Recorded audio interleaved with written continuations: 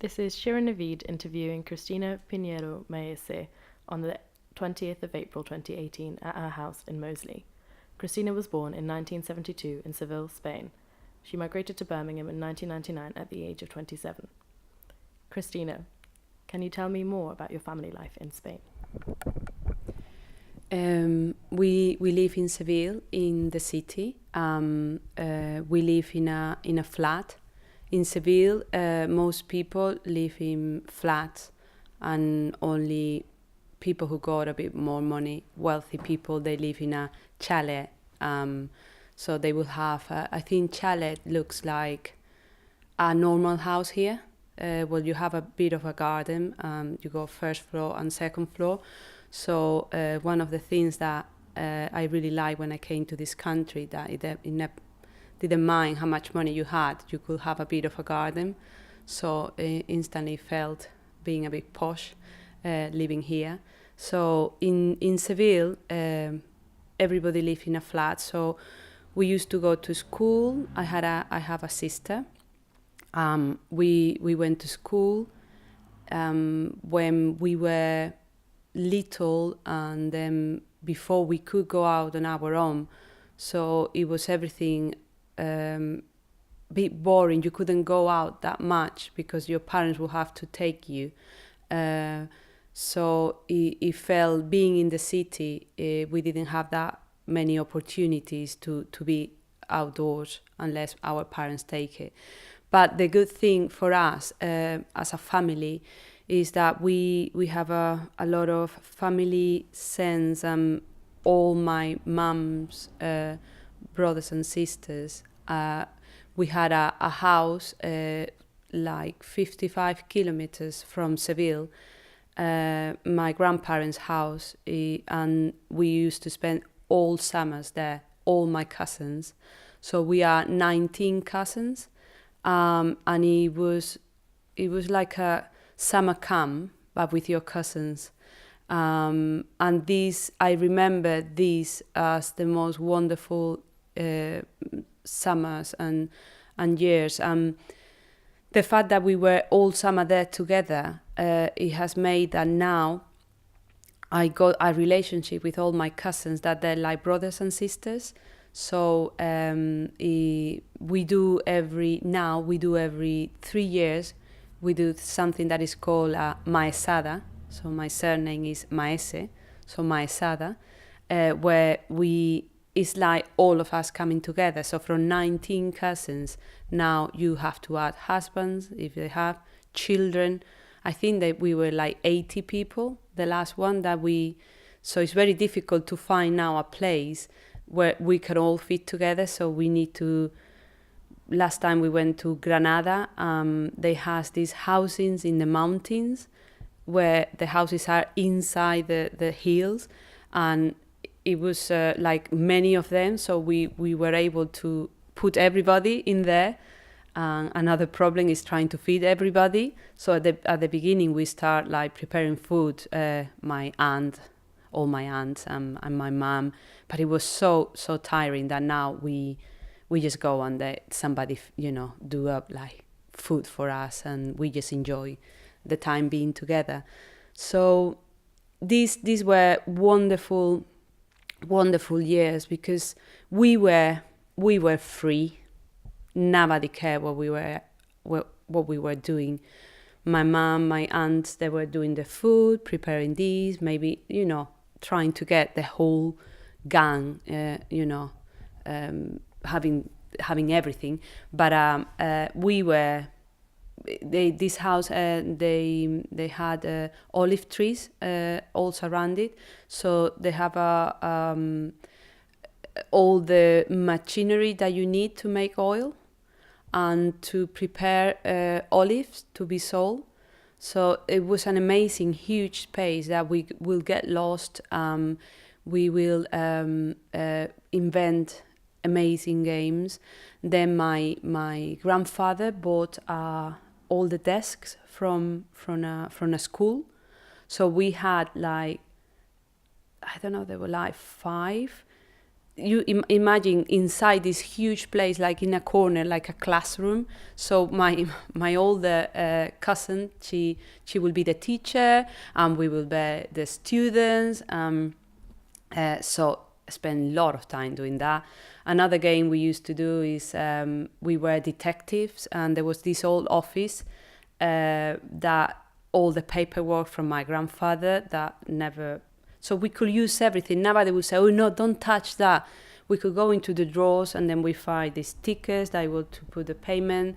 So I used to be the boss, and all the little ones were the detectives, and then I would sit down in the office and write all the paperwork and do investigation around the country, and all the other places. So this was wonderful. Then there wasn't a swimming pool because my grandfather in the garden, he was going to build a swimming pool. We could see all the different tiles and everything, those blue little tiles that you have the swimming pool's the inside of the swimming pool. We could see them there, and then we were explained, because we were very little, that my cousin Jack, because we got Irish cousins, because my mum's sister Anna Marie, she married an Irish guy, my uncle John Arrigo. So Jack, in his Irish house, they had I don't know if it was a swimming pool, because in Ireland a swimming pool, or a pond. I think it's really strange, but the poor little Jack, he went into there. He nearly drowned himself. My uncle Pepe was there, another the only brother of the 5 that they are, my mom's siblings. He started doing the saving, when you are pushing into the heart, to trying to make him breathe again, because he was gone. He was like doing it. The ambulance came, and by the time I think they were putting the little boy into the ambulance, I think my cousin, he was like, it kind of like breath a little bit, and then I think he was just they carry on taking care of him, and he's fine. I mean, he's a bit slow, but not really. I mean, he was he hasn't affected him, so we have to thank my uncle for being there, because we all are taught how to do it, but come on, when it comes to you doing yourself, that must be something different.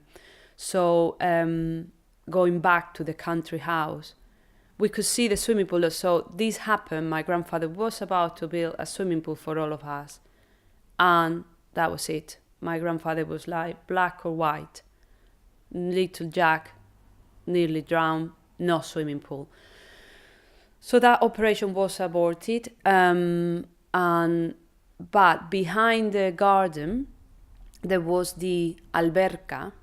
Alberca is an Arab word that is not more than a container of water, but it's raised above the floor, and is used to put water in all the crops that are around it. I think at the time there were a lot of orange trees. So we were surrounded by olive trees, and down there were orange trees. So this one, the water was coming straight from deep down from the ground. So it was really, really cold. So I don't know, I'm thinking that it was funny that my grandfather was trying to keep us safe, where we spend all summer swimming, but we will swim there. And that was, I think, probably more dangerous, just because the water was really, really cold. We have every time after lunch strict 2.5 hours not having to rest and not being able to go into the water, because we could have our digestion will be cut. So that was really painful for us. everybody waiting. Oh, come on, can we go now? No, still, half an hour. But and then we could hear stories when my mom was little that people have been working in the country. They were really hot. They had their food, and they will go into swimming there, obviously without nobody telling them. My mum said that once she saw a dead body there, and somebody taking the body, because it was this person will have had this, will have drowned because of being his digestion will have been cut, and then so they will always tell us that story to stop us doing it. And this wasn't a swimming pool. It was full of a green.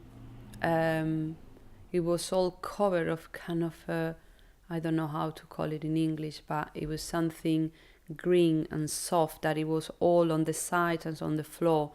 So it make it a bit scary. So we will say, and in the middle there was like a little rectangle that it went deep a little bit, and you couldn't really see what was there. We'll say that there were sharks in there. So yeah, that was very exciting. And then because it was raised above the floor, you will have the border of this alberca. That border was not very wide, so you need to be. We were running around there. You will need really good of, and sometimes because they were my cousins, they will push some people outside because we have tree plants growing around it, because obviously the water will go over, so it was very fertile around it. So at one point there were really soft grass all around it, so some of my cousins will push another one and the person will fall. It was all very hilarious, but we used to call it the crazy. So the one with the water was the normal one. The one outside, it was the crazy, the alberca of the crazy people, because you're falling down on soft grass. So we had a tractor. We will go in expeditions to the river with a trailer, a huge one. But all these you need to think about the ones they will use to do work in the countryside. So it was. I'm thinking about these days health and safety. Forget about that. We were all jumping there with our pack dinner, and just going to the pine tree. That it wasn't that far away, but it felt that you were going to another world, and then the only thing you will do there is just get 2 rocks and trying to eat the pine nuts, from that have fallen from the pine tree. My grandfather had an allotment, so another trip will go to this allotment in another place. So it was wonderful because we were all together and having fun. Once there was one room on the top floor that nobody cared about, so I was the oldest there were several generations, so I was the oldest of the second generations of cousins. So we did boys and girls fights. I was the boss of the girls, and then we chose this room. We painted all. I made curtains. I made a little basket. I think I was very little because I was using the sewing machine. I said, Grandma, how do I use this? And it was these sewing machines that you need to move with your feet. And you need to be quite good because you need to push the wheel and then getting going with your feet, and making sure that you're not making a mess with the sewing. So I was very little, and I really wanted to do it, and we decorated everything. We made blankets and even a lamp. We did a lampshade for the room, all in the same fabric. Painting, it was red and white, and then painted the bed in red with painting that you will think parents now will say to the children, oh no, don't that paint. No, we were using that paint and paint everything.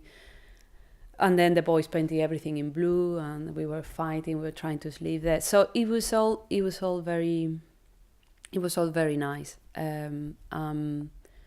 Back to Seville, I was going to a Catholic school because most of the people in Spain are Catholic. Now that when I come back, I can see there's a lot of mosques that are being built, and it's something really, really strange. But especially in the coast, I can see that sometimes there build big mosques that are being built. But when I was there, almost everybody were Catholic, or they will say that we're Catholic. It's just everybody will go to church, get married in church, baptized. Yeah, it was so common that it sometimes it didn't feel that people were really it was part of the culture more than a religion. When I notice in here that people tend to live religion, some people are a bit different. So part over there, I felt that that's what we do. You don't question it. On a Sunday, we go to church. So in the school, it was fine. I used to be quite no problem with my work. I used to study quite a lot. Very responsible girl.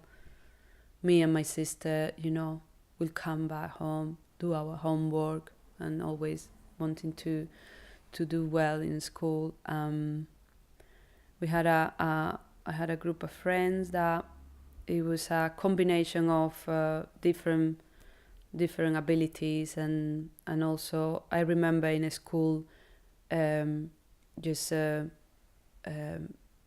was always something that, because we are home educating now, so there was the 1, 2, 3 girls that because it was a only girls school, that there was another group of girls that they will completely bully.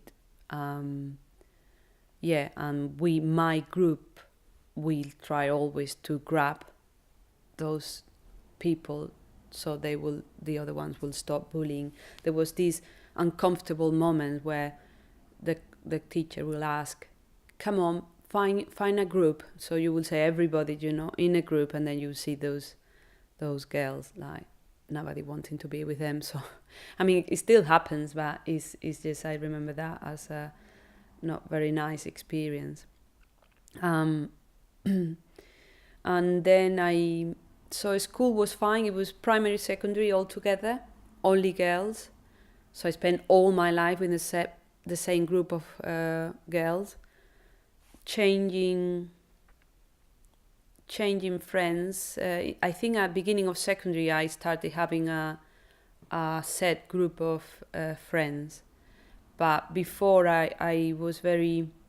So all these wonderful years I just explained about being in the countryside, when I became a bit older,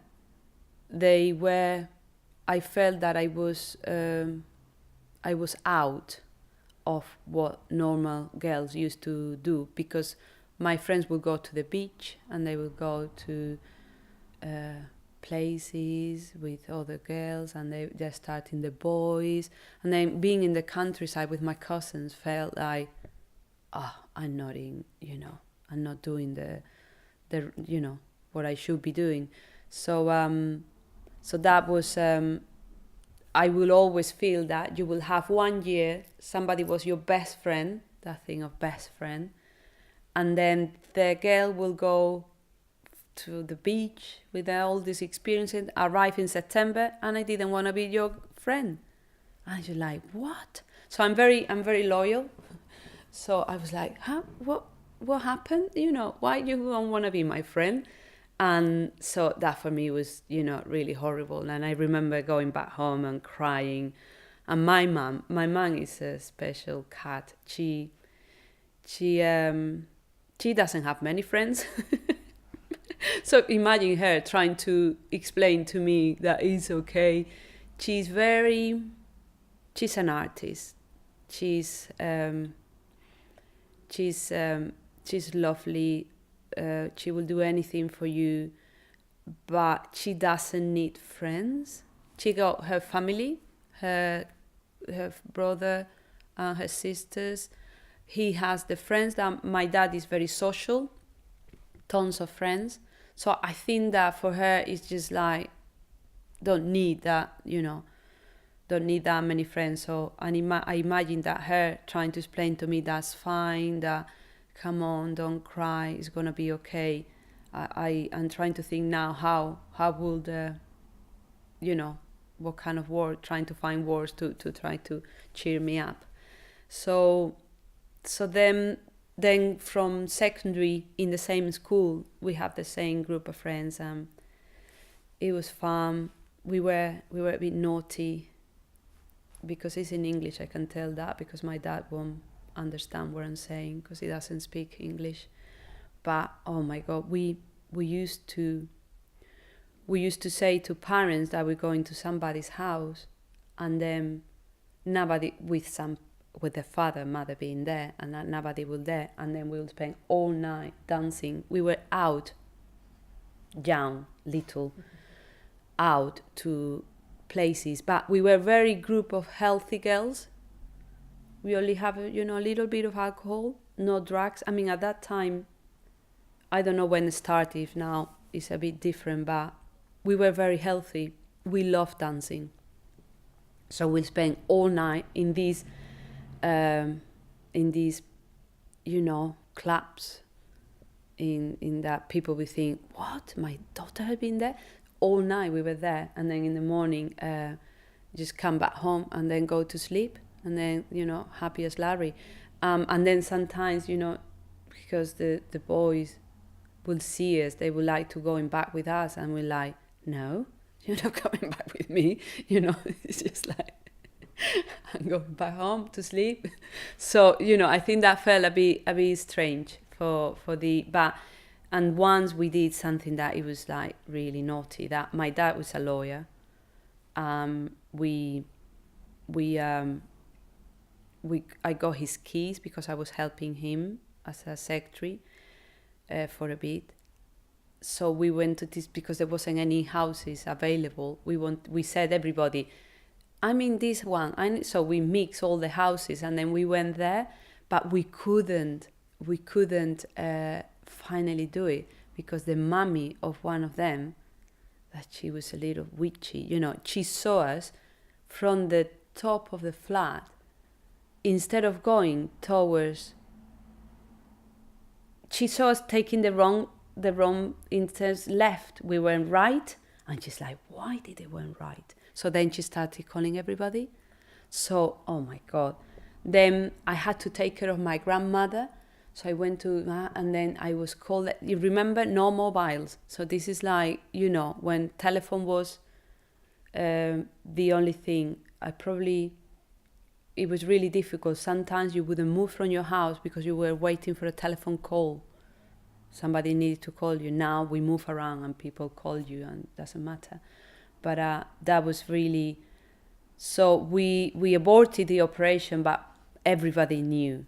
And then all the parents allowed all the girls to go to my house, and then my dad then have the big telling us everybody who do I don't remember what we said, but yeah, that was but I think one of my friends couldn't go out for a year.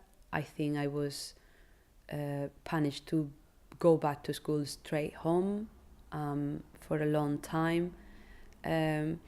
Yeah, I mean, it was difficult probably to explain today. We just wanted to dance, but it's that day we were safe, that no problem. But obviously for my dad felt that, oh, my girls, they were such an angelical girls. What was wrong with them?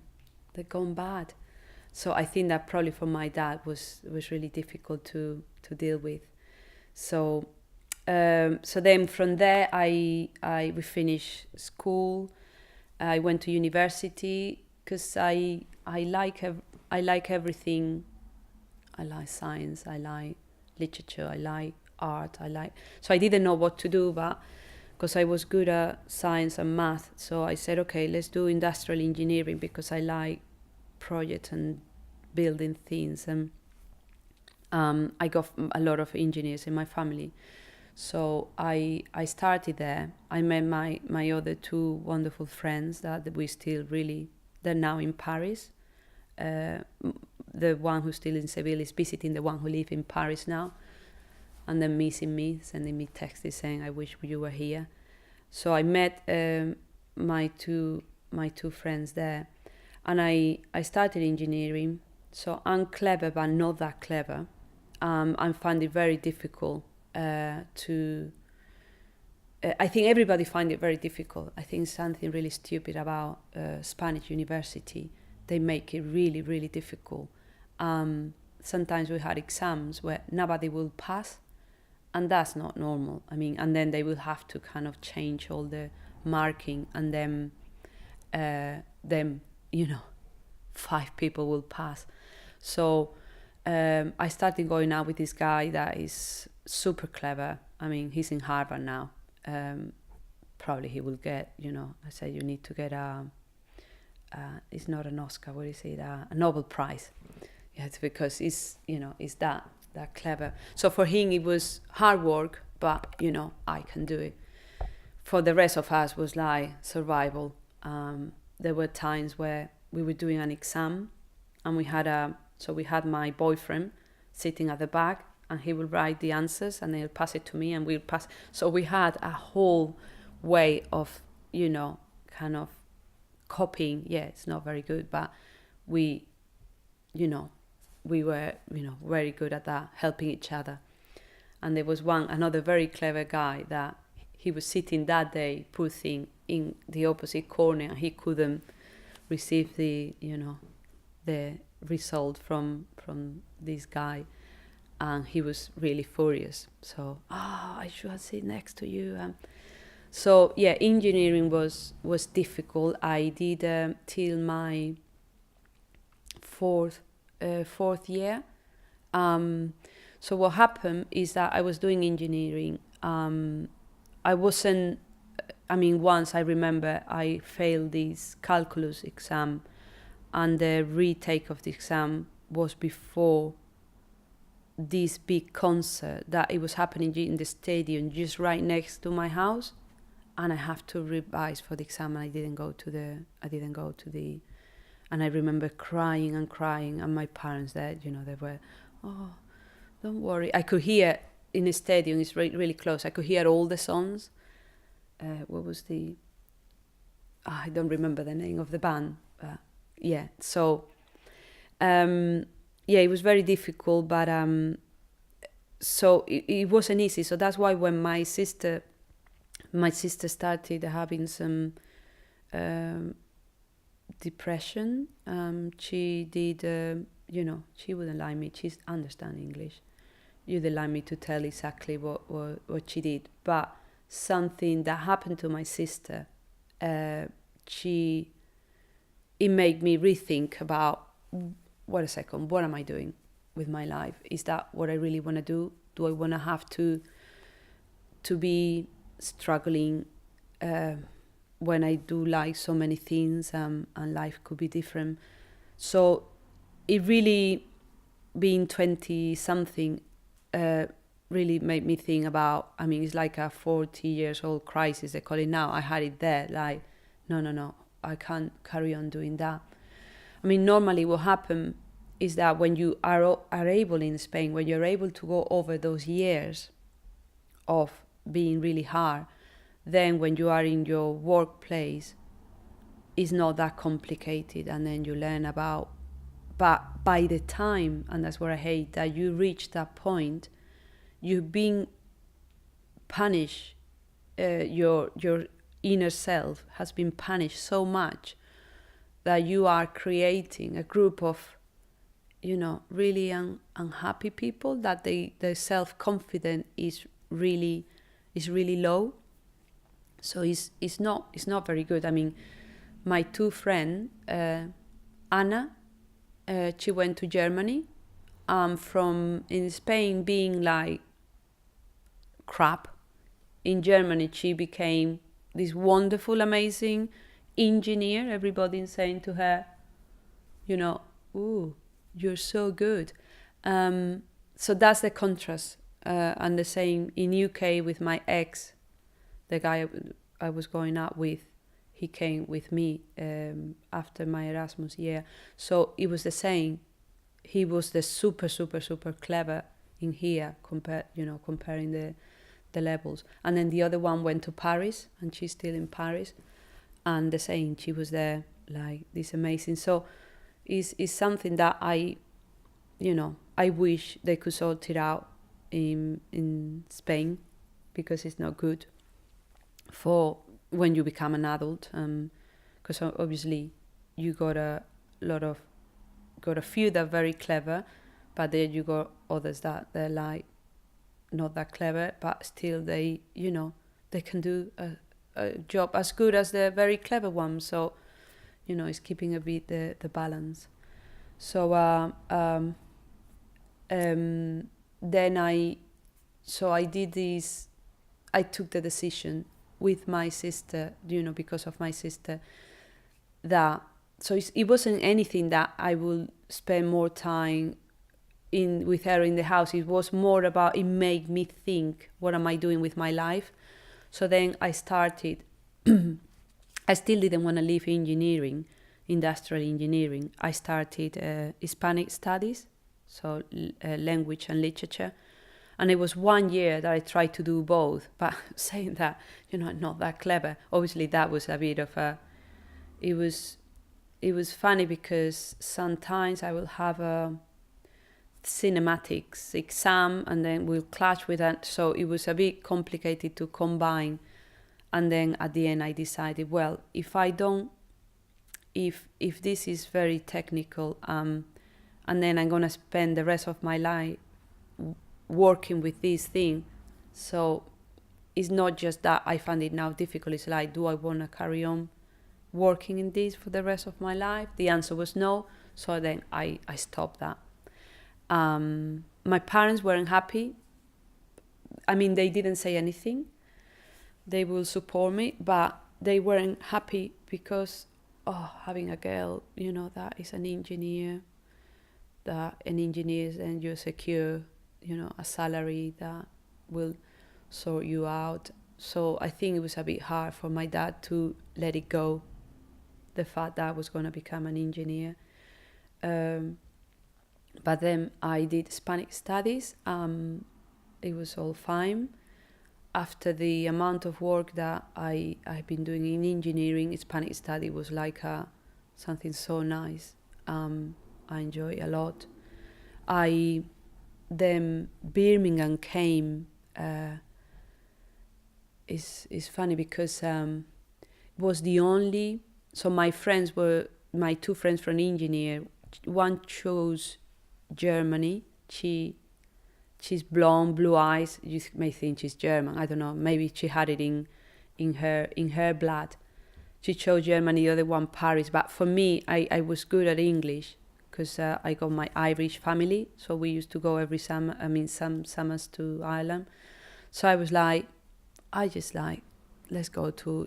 I prefer to get to know a language, better than trying to know a lot and not getting, being a good speaker in any language at the end. So I chose, and the only Erasmus that they offer in my university was Birmingham.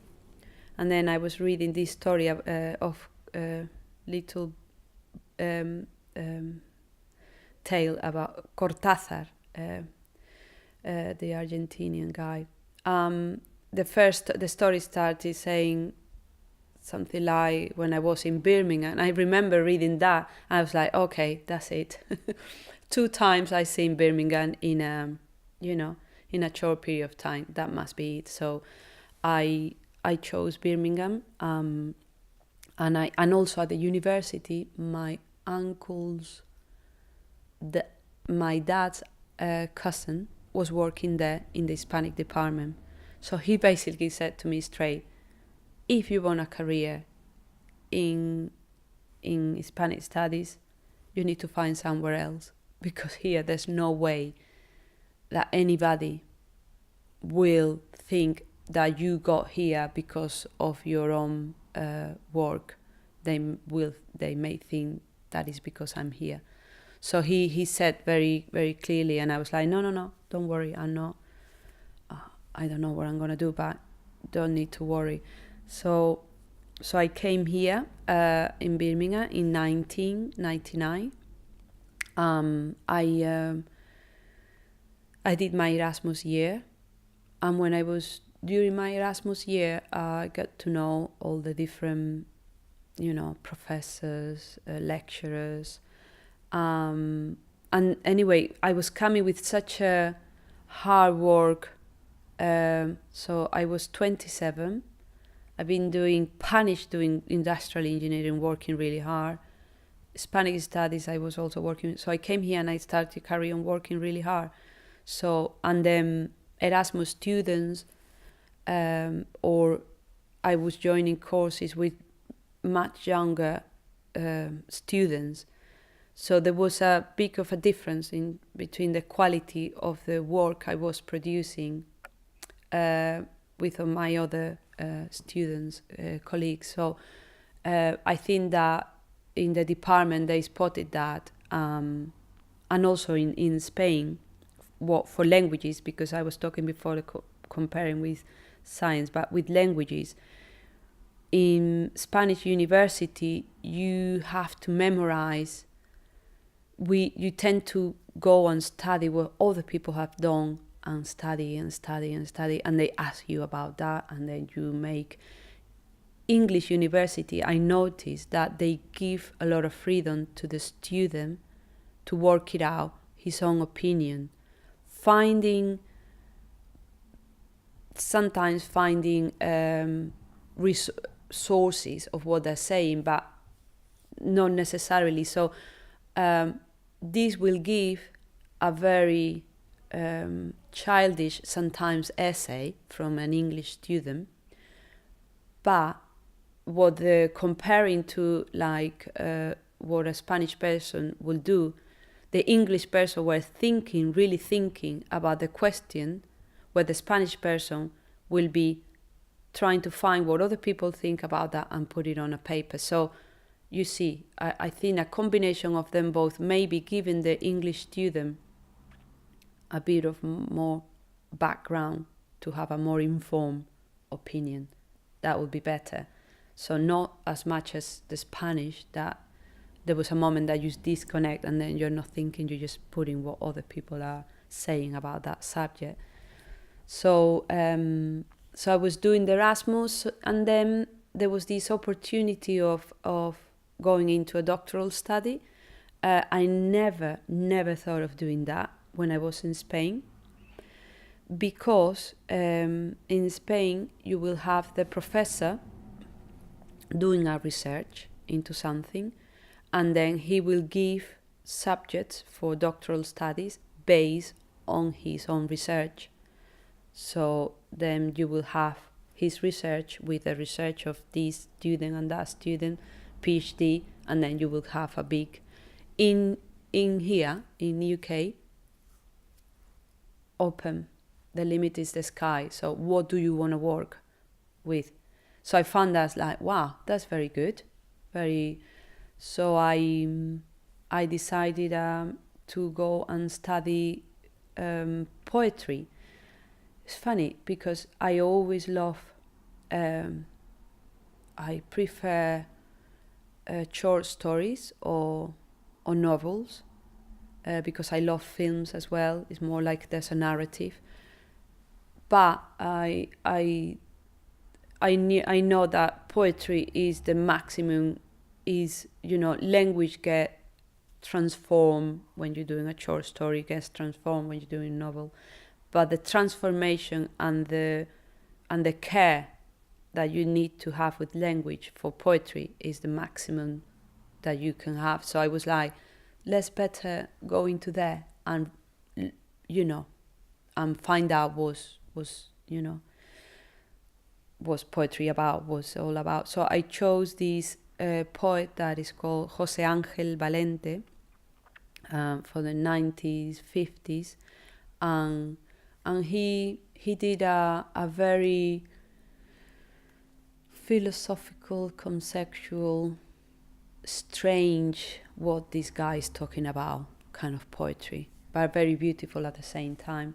So I did my research, my PhD about him, and I decided to look into trying to find out. Yeah, then I did something that is not very common, that people will go and then look up the poets of the generation and the poets before, and then you're trying to find out. So I didn't do that. I was like, let's forget about that and let's look at the world. So instead of, I wanted the text to talk by itself, and then trying to explain it, trying to not explain it, or trying to find out why it was there. So so then I went and looked into philosophy. I went and looked into paintings, because the piece of work I was working with was his relationship with art. He did a collaboration with a painter, Tapies, a collaboration with a photographer.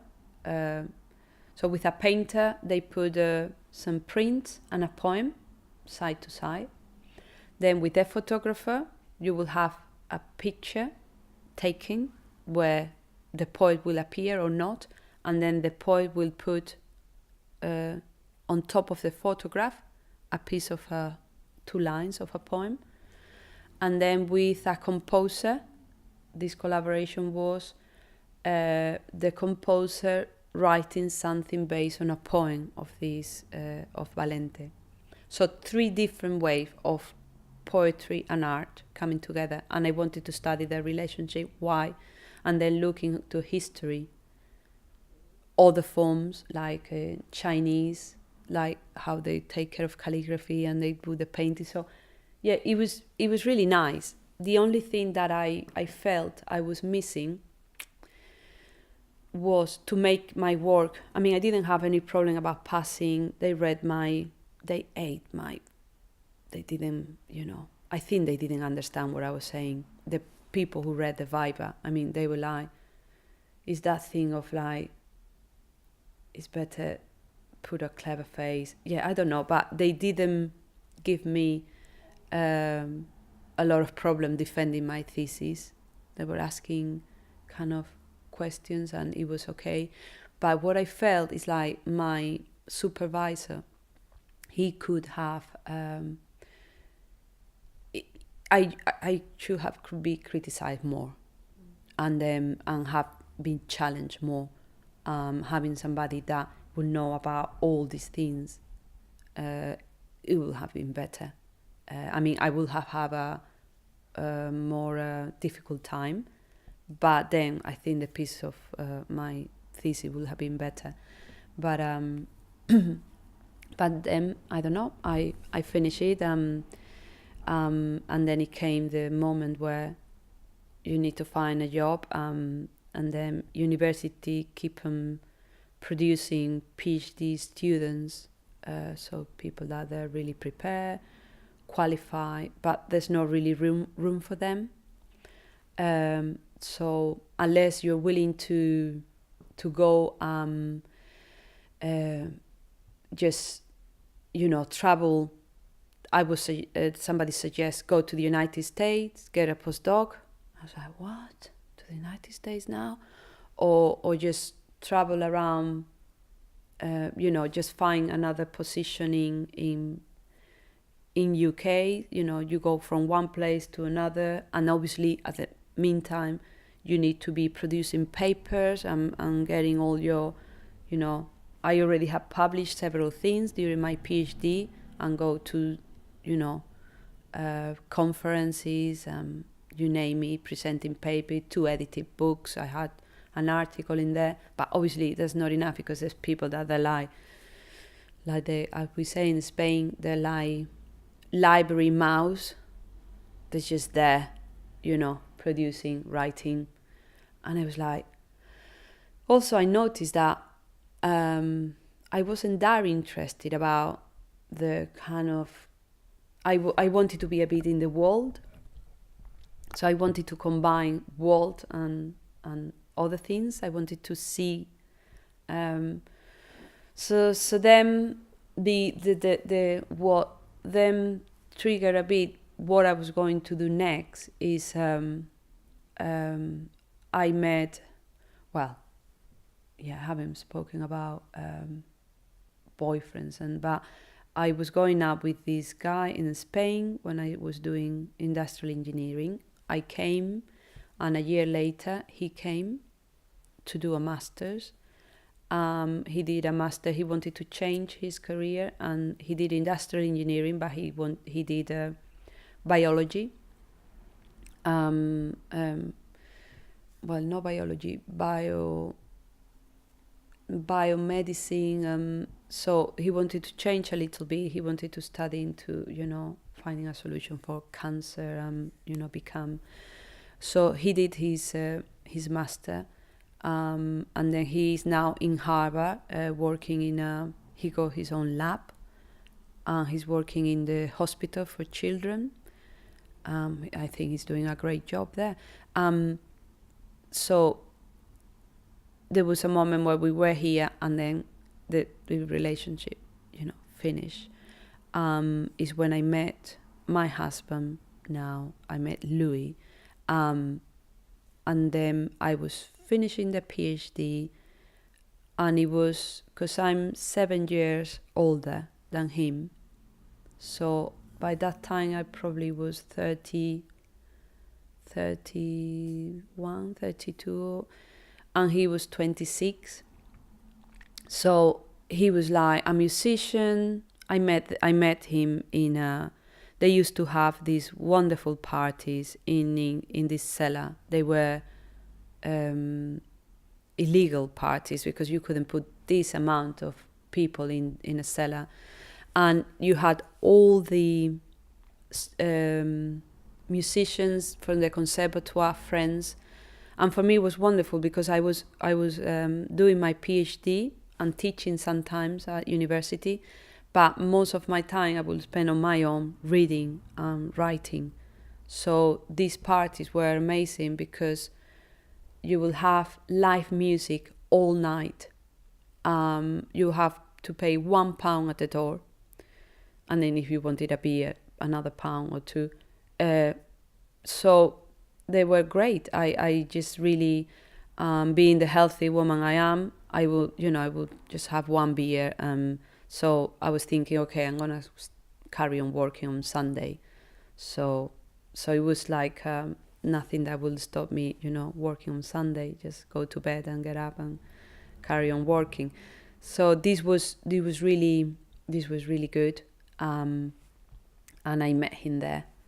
And then I can tell this story of Louis in a bit. Can you tell me more about your husband and what your family life is like now?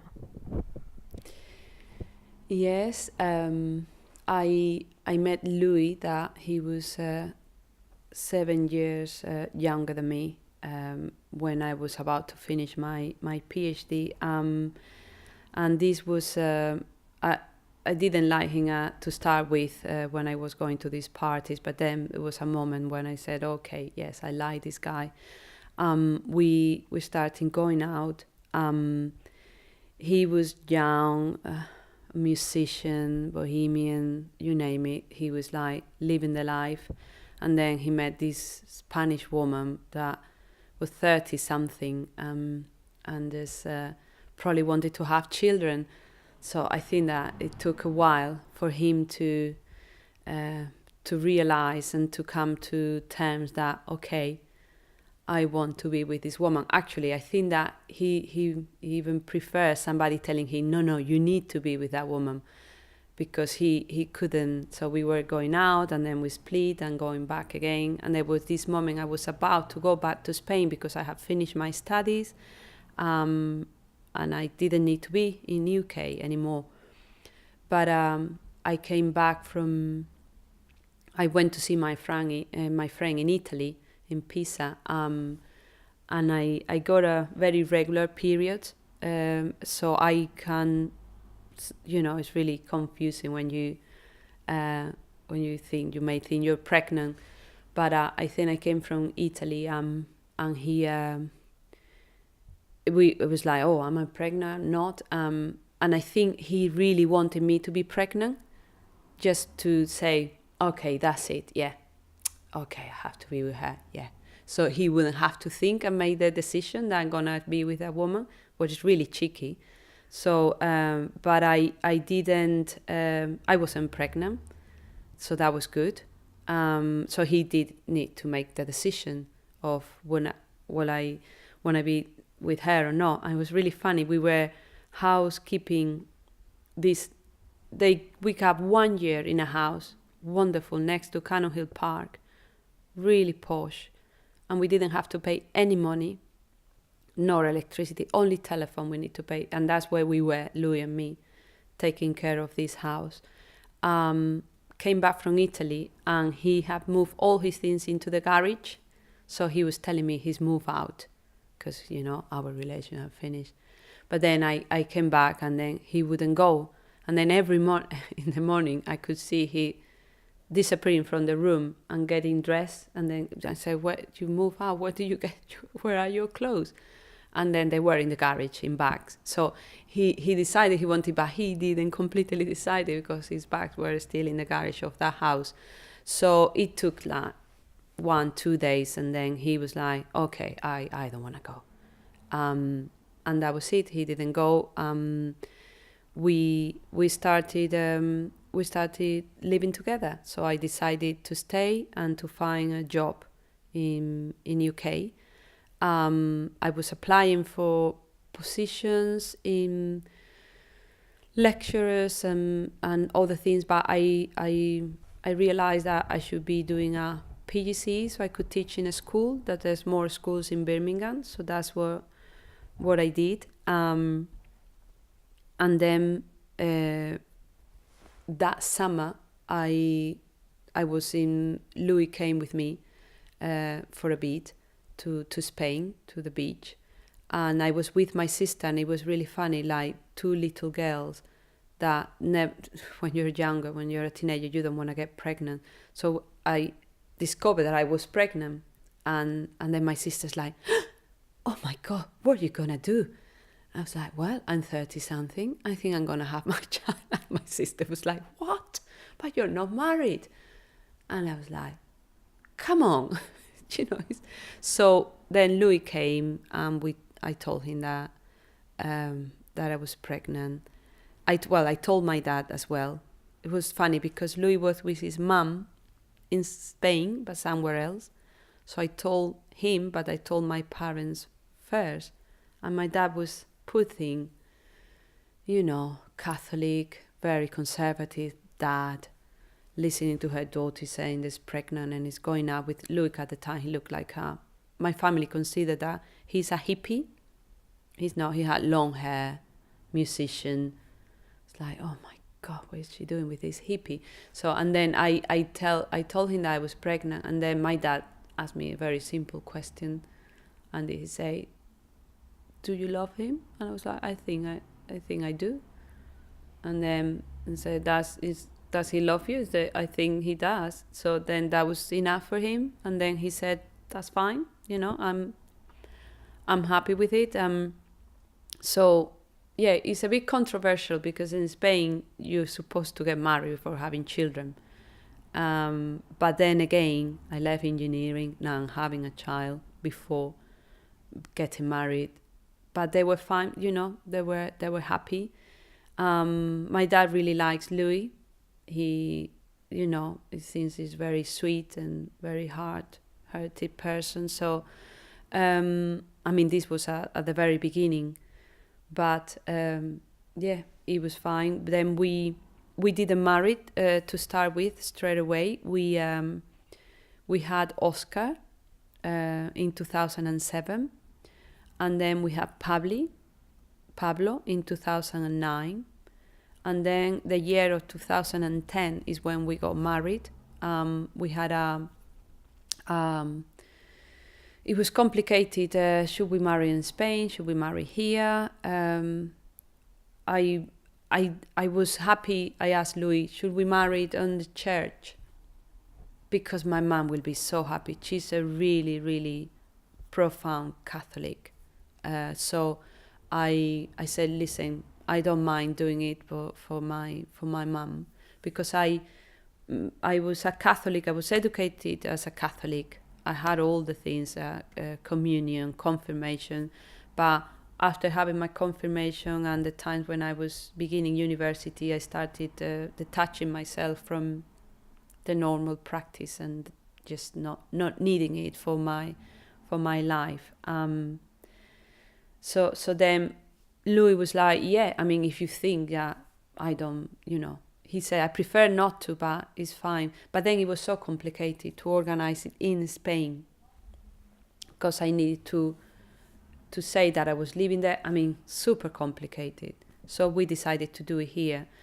Louis is a musician. He had a band called The Destroyers, and they were gigging all the time, going to festivals, Glastonbury, wherever.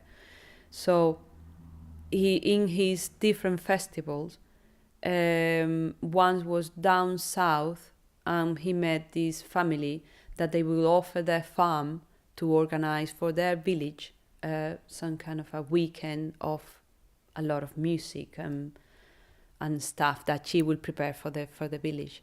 So she had The Destroyers.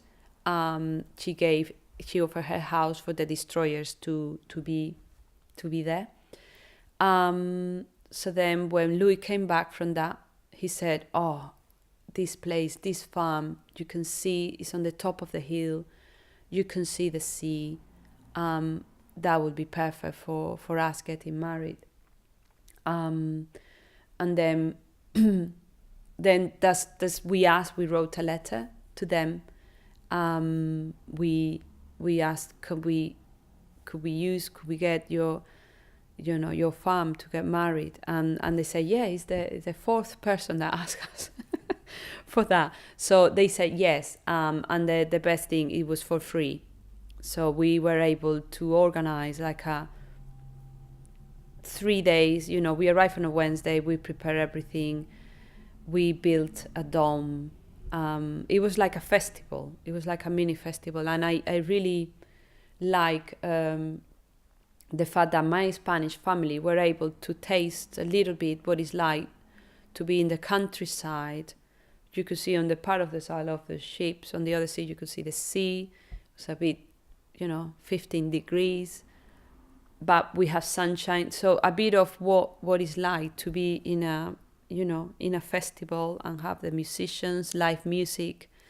So it was a wonderful wedding. And then so then we were married with Oscar and Pabli. We've been living all our life since we started living together in Bosso Heath, and we've been living there. So Louis will be he will do his teaching. I started applying for being a teacher, but then this job as a translator came along, and I started working for that. Thank you to that job, we have moved only recently. We were able to, because we have been renting for 11 years in that house in Homer Street. And then I was always thinking, like, let's see if we can try to buy something, just because of, it will be better for us. But Louis loved Bosso Heath. I do like also Bosso Heath. The only thing I don't like is the rubbish. But I'll tell you about that in a bit. So then it's only recently that we have managed to find a house. We've been very lucky because we're still at the south of Birmingham. That's where we like living. We're really close to Bosso Heath. We're only in Spark Hill. So we are B13. I mean, some people call this Moseley, but I think now it's not Moseley. But we're really close to the Stratford Road that we like. We don't like being very in a residential area where there's not much life outside your door. We really love Homer Street because you go out and then you will see some of your neighbors and you say hello. It was a small street, so you were able to know everybody on the street. And now we're really missing, because this road we live in now is longer, and it feels that people, they don't interact with each other as much as we did in Homer Street. So we're missing a little bit of that. And also you got the number one running along the road. You need to be careful not to get run over, the number one. So that is a bit tricky as well. But we in Homer Street, Bosso Heath, because we got a lot of friends living around. Louis is a musician, an artist. So most of the destroyers and all the gigs have been happening. Louis was running the band. I help a lot to run the band. Rehearsal will happen in my house, or we have a very socially artist kind of life, and my children have been, since they were very little, going and joining the band in all these things. So that's something that I think they are very musical, and it's something that they've been listening till they were little, from backstage. So it's really nice. But in terms of being part of the community, we are very much, we like to be involved. Like Kathy from 4 houses down, his apple tree is, all the branches are sticking out and she cannot get out, and she says, knock on my door and say, Louis, could you come? So we were part of Bosso Heath Forum. We part of Bosso Heath Forum trustees, and also I was the chair of Tyndall Resident. That was a very nice organization of the neighborhood in resident groups. So I was the chair of one. So being the chair of one, all of a sudden make you into I got a problem, I knock on Christina's door and then she'll find out. So, but I didn't mind. And because I have this job as a translator, I could work from home. Then I will stop there, help, and then I will do my hours later. So it was something that I could do all the things that I needed to do, and the same that allow us to do home education, because I finished university, didn't want to go lecturing, then went to do the PGC, and I have to say that doing the PGC was probably the hardest thing I have ever done, because it wasn't difficult in, calculus problem that you need to put together like I had in engineering. It was the amount of work, going so all day doing your day of teaching them, having to do all this preparation at night. So I was sleeping very little, weekends, night, all the time, working. So that was really hard. So I finished the. I don't remember what I was gonna say about the PGC. So I think that doing the PGC gave me a very good insight is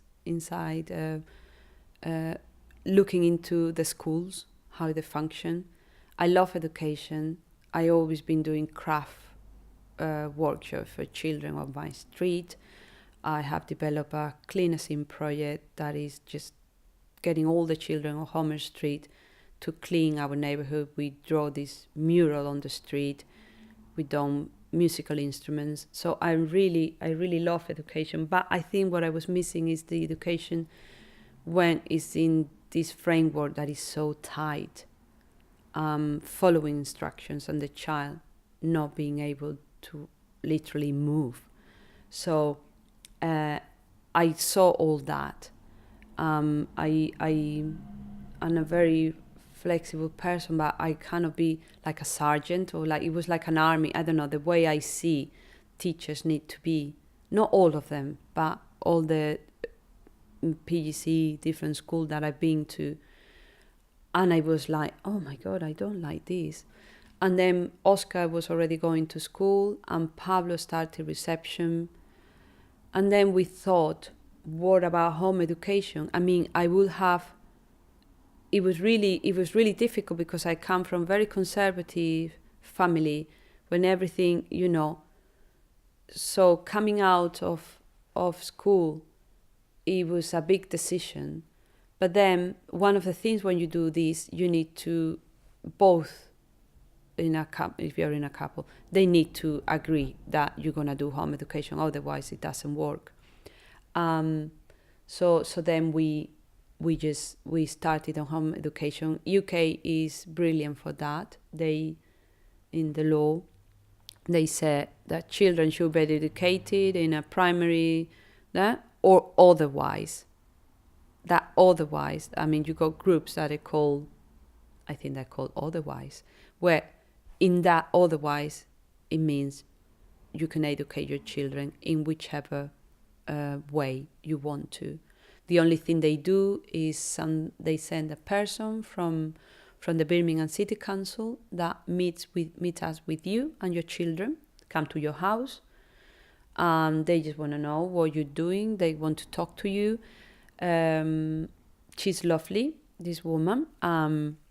They got different grades of when they see, because there's a problem. For example, in Germany, they don't allow it. In Spain, they don't allow it because they think children could be educated into kind of extremist religious belief and blah, blah, blah. So they're really worried about, what kind of education the children, or the children are neglected as well, or the children are working for the parents. So all those things, obviously, they need to look into. She comes here very fast. She can say, this family is safe. This family is okay. And she comes now. The minimum that you can visit the family is once a year. So she comes once a year to talk to us. And she just spends like an hour, 2 hours with us, talking with Oscar, talking with Pablo, talking with, saying, oh, Mia's gone bigger. And so that is something that is... that's really nice. Is hard, but what I mean is full on. We started doing like school, setting up all different activities to for the children. But now we watch this documentary, but the children will escape and don't want to do it because it's adult led. So the difference is child led or adult led. If it's adult led, you're telling the children what to do. If it's child led, you just need to let them decide what they want to do, even if it's not what you want them to learn. Like Pablo doesn't want to put the time to learn how to read yet. We find it difficult, and then we try to encourage him in the different ways, but still he doesn't. So, so when this documentary talk about trust and wait. So trust that your children will gather what they need to become this person that is going to be able to go along in adult life. They're going to be asking you. So it's not that they're going to do it on their own. It's like trust, they're going to come to you and ask, I need this now. now I need that. Now I this. So they're choosing how these things. Obviously, you create an environment, a nice environment. In my house, there's a lot of music. I'm always organizing projects. We do a play. There's a lot of painting. I mean, you need to be there with them. So this job I have as a translator was very good for that. I was in the house, working in the attic, but I was in the house. So I could listen and I could help them to find out. And also we had another wonderful person that came to our lives a few years ago now, that is Richard Newton. He works in the old print works. He does wood and metal for the children activities. My children used to go there. He was a bit lonely, a bit, his brother died. He lived, his situation wasn't, so during Christmas we go back to Spain and I say, do you want to sleep in my house, while we're away? And then he stayed for a few months afterward. So we started getting to know him better.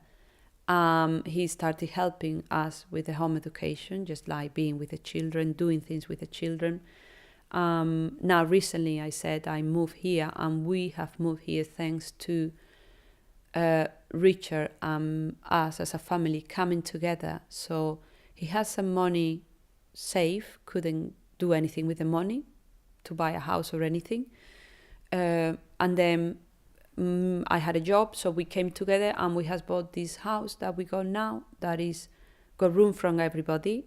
We're about to build a granny flat from him, or grandpa flat, in the lean-to.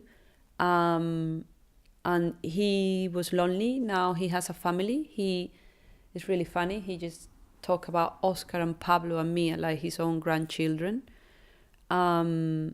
He's a very peculiar guy. He's a bit autistic, hard work as well, but sweet. I think that his mom died probably 5 years before he met us, and I think I have in a way become like his mom or something, like kind of in a way that he would. I try to make sense and be good to him, but he listens to what I have to say and he just follows through and, complains this and that, but, he just, because he's basically, because of his autism, he's a bit scared of doing things, of changing. But we are settling nicely in this house now. We carry on with the home education. He helps. Now all the families in the allotment. It's a sunny day. They need to plant the potatoes today. So that's the plan of today. Which is as easy as living life. That's what we do. And for our last question, thank you for talking about your life. How does it feel to be a Brummie, or would you describe yourself as a Brummie? What do you think it means? Well, I travel, but then I travel and I stay here. So in a way, I've been here now, I don't know, 1999. So it's a long time. So I consider myself a bit of a Brummie, Spanish one. I love Birmingham. I think it's a city with a lot of possibilities. It's big, but not as big as London. I really enjoy. It's very green. It gives you little. In my house, having the allotment close and the swimming pool, the mostly bog down the road for a family, and then lovely. I love the multicultural background and getting to know all about the different religions and cultures. My neighbor giving me food all the time when they do all the festivals. So I think it's very rich place to live in, and we like it very much. I miss my family, and my mum misses us more. But they're coming to see us next week, so it's fine. And finally, how does it feel to tell your story and talk about your life, and what impact do you think it might have on, or what you hope it will have on someone listening? I think that maybe thinking that life doesn't come as they told us in school, that you need to do this is just like on a straight line. There's sometimes coming out of that straight line and trying a different path, and trusting in yourself and working hard, you can make it. Like me marrying a hippie, well, it's okay, you know. He's not a hippie, by the way, if it tells you. But is what I mean is like marrying an artist. How would they be able to pay the bills? Well, if you got a good partner, then you find the way. So, you know, I think that's probably what is playing like my life, with all the different things that I've been doing. I'm thinking I was going to be an engineer, and now I'm unemployed now. So now again, trying to find a job. So yeah, possibilities, I would say.